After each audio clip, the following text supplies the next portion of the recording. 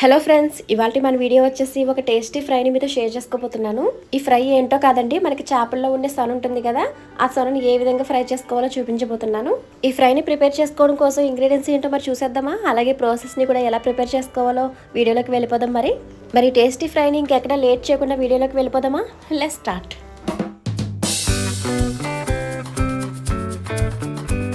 ముందుగా ఈ సొన ఫ్రై కోసం ఇంగ్రీడియంట్స్ ఏంటో చూసేద్దాం. సన్నగా కట్ చేసి పెట్టుకున్న టొమాటో, అలాగే మసాలా పేస్ట్ ఏంటి అనేది మీకు తర్వాత చెప్తాను. అలాగే సరిపడ కారం, పసుపు, కరివేపాకు, కొత్తిమీర, ఆనియన్స్, పచ్చిమిర్చి, రుచికి సరిపడ సాల్ట్, అలాగే గరం మసాలా. ముందుగా సొన మొత్తాన్ని కూడా ఆ విధంగా శుభ్రంగా కడిగి పెట్టుకోవాలి. ఇప్పుడు స్టవ్ మీద ఒక ప్యాన్ పెట్టుకుని అందులోకి వాటర్ని యాడ్ చేసుకుంటున్నాను. వాటర్ ఎక్కువగా వేసుకోవాల్సిన అవసరం లేదండి, మనకి సొన మునిగేట్టుగా వేసుకుంటే సరిపోతుంది. ఇప్పుడు ఇందులోకి కొద్దిగా పసుపుని వేసుకోవాలి, అలాగే సాల్ట్ ని కూడా వేసుకుని మనం ముందుగా శుభ్రంగా కడిగి పెట్టుకున్నాం కదా, ఆ సొన మొత్తాన్ని వేసుకుని ఉడికించుకోవాలన్నమాట. ఈ సొనని ఇలా ఉడికించేటప్పుడే సాల్ట్ని యాడ్ చేసుకోవాలండి. ముందుగా సాల్ట్ని యాడ్ చేసుకోవడం వల్ల సొన మొత్తం కూడా సాల్ట్ పట్టి బాగుంటుంది. ఈ సొనని ఫ్రై చేసేటప్పుడు సాల్ట్ వేసే కంటే కూడా ఇలా ఉడికించేటప్పుడు వేసుకోవడం వల్ల బాగా పడుతుంది అనమాట. సో మర్చిపోకుండా సాల్ట్ మాత్రం వేసుకోవాలి. ప్యాన్కి లిడ్ పెట్టేసుకుని బాగా ఉడికించేసుకోవాలి. మనకి సొన ఉడికించేటప్పుడు ఎంతవరకు ఉడికించాలనేది తెలిసిపోతుంది చూడడం బట్టి. సొన ఉడికే కొద్ది కలర్ చేంజ్ అవుతుంది కదా, సో ఆ టైంలో తీసేసుకోవాలి. ఈ సొన మీకు అదే విధంగా ఉండాలి, విడిపోకుండా అంటే మాత్రం బాగా కలపకూడదు, అలాగే ఎక్కువగా కూడా ఉడికించకూడదు.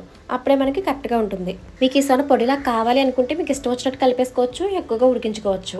అంటే ఉడికించుకున్న దానికంటే ఎక్కువగా ఉడికించుకున్నా మరేం కాదు. ఇప్పుడైతే ఫిల్టర్ చేసేసుకోవాలి, ఆ వాటర్ మొత్తాన్ని కూడా సపరేట్ చేసుకోవాలి. చూసారు కదా, ఆ విధంగా సొనని ఫిల్టర్ చేసుకోవడం వల్ల అందులో ఉండే వాటర్ మొత్తం కూడా పోయి మనకి సొన ఉంటుంది. ఈ సొనని ఈ విధంగా బాగా ఉడికించుకున్న తర్వాత ఒక పక్కన పెట్టేసుకోవాలి. ఇప్పుడు మరలా స్టవ్ మీద ఒక ప్యాన్ పెట్టుకుని అందులోకి ఆయిల్ని యాడ్ చేసుకోవాలి. ఆయిల్ కొద్దిగా హీట్ అయిన తర్వాత అందులోకి సన్నగా కట్ చేసి పెట్టుకున్న ఆనియన్స్, అలాగే పచ్చిమిర్చిని వేసుకుని బాగా వేయించుకోవాలి. ఈ ఫ్రై కోసం ఆనియన్స్ బాగా ఎక్కువగా వేసుకోవాల్సిన అవసరం లేదు, కొన్ని వేసుకుంటే సరిపోతుంది. మీకు సొనలో ఉండే గ్రేవీ కావాలి అనుకుంటే ఆనియన్స్ ఎక్కువగానే వేసుకోవచ్చు. ఆనియన్స్ ఫ్రై అయిన తర్వాత అందులోకి చిటికెడ పసుపు, అలాగే తగినంత కారాన్ని వేసుకోవాలి. అలాగే గరం మసాలాను వేసుకుంటున్నాను.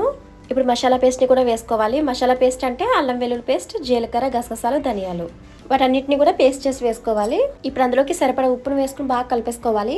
వీటన్నిటిని ఆనియన్స్లో వేసుకుని వేయించడం వల్ల ఆనియన్స్లో ఉండే పచ్చిదనం మొత్తం పోయి చాలా బాగుంటుంది. మనం ఇందులోకి ముందుగా మసాలాని వేసుకున్నాం కదా, ఆ మసాలాని అప్పటికప్పుడే మిక్స్ చేసుకుని వేసుకోవాలి.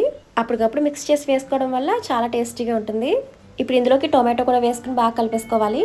అలా మొత్తం అన్ని వేసుకుని బాగా ఫ్రై చేసిన తర్వాత ఇందులోకి మనం ముందుగా తీసి పెట్టుకున్నాం కదా, సొనను వేసుకుని బాగా కలిపేసుకోవాలి.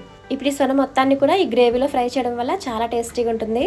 ఈ సొన మొత్తాన్ని కూడా గ్రేవీలో వేసుకున్న తర్వాత బాగా ఫ్రై చేసుకోవాలి. ఇప్పుడు ప్యాన్కి లిడ్ పెట్టేసుకుని బాగా ఫ్రై చేసుకోవాలి. ఇప్పుడు మూత తీసుకుని ఒకసారి చూద్దాం.